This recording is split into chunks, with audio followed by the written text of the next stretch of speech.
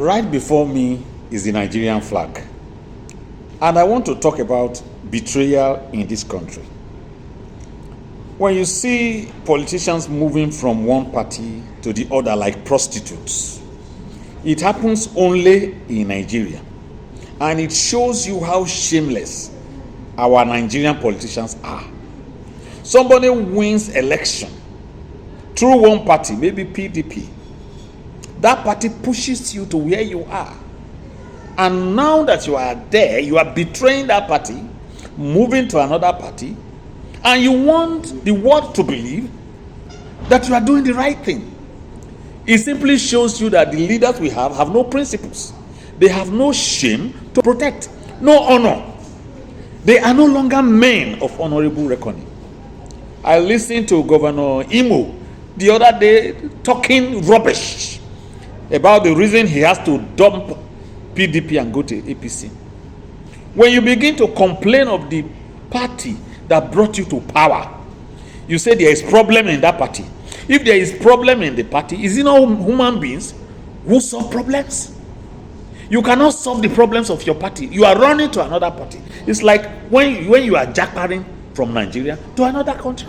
You are jackparing to a country that was developed by another man. Shame on you, Nigerian politicians. This betrayal, this prostitution in politics did not start today. I was a small boy in 1993 when MKO Abiola hoped 93 was dashed. And his vice president then was Babangana Kingibe. This political prostitution started by Babangana Kingibe. He was MKO Abiola's vice. That was the first Muslim ticket. He shocked me when he dumped MKO Abiola during the struggle for June 12th. He dumped him.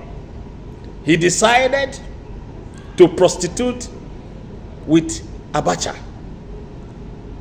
I was shocked as a small boy. I was like, how can people betray people this way? He betrayed SDP.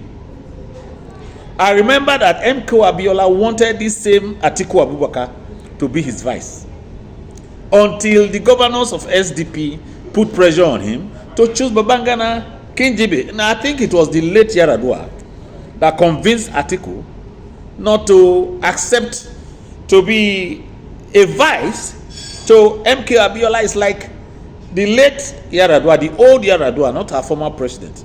The Yaradua who was the vice to Obasanjo when he was a military leader. He was the one who advised his son, his acquaintance Atiku, to pull out. Maybe he had a rumor then that they were not going to hand over to MK or Abiola. I don't know. So the betrayer, the king betrayer, was Babangana Kingibe. I was so shocked then that I had to compose a song. I still remember the song. Can riches guarantee happiness? Can riches guarantee? No. Because I feel he betrayed MQ because of money, because of fame, because he saw that MQ has failed. So political prostitution did not start now. But my fear is that our young ones may grow up to think this is how to play politics. You win through one party and you dump the party.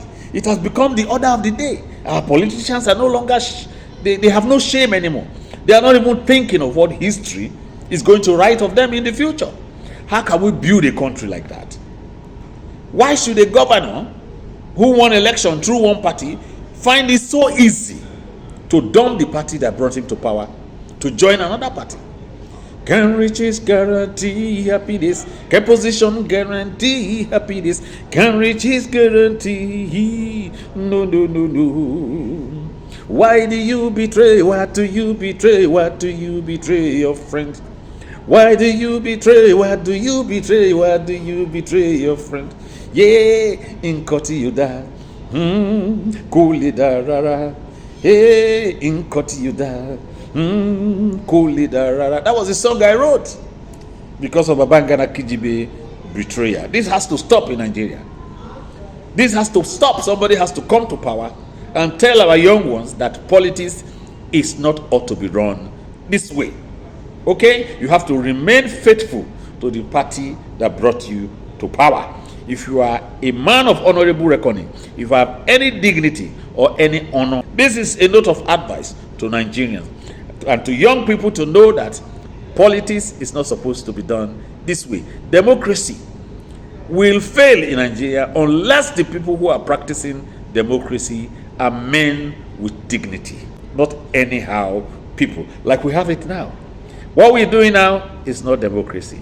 Thank you.